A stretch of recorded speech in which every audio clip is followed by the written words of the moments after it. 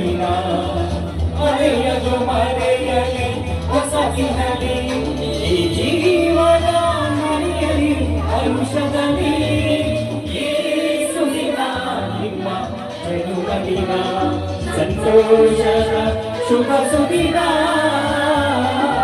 ಯೇಸುವಿನ ನಿಮ್ಮ ಜನುಮದಿನ. ಸದಾಶಿವ ಮತ್ತು ಸದಾನಂದ ಮತ್ತು ಶರ್ಮಿಳವರಿಗೆ ಹುಟ್ಟುಹಬ್ಬದ ಶುಭಾಶಯಗಳು.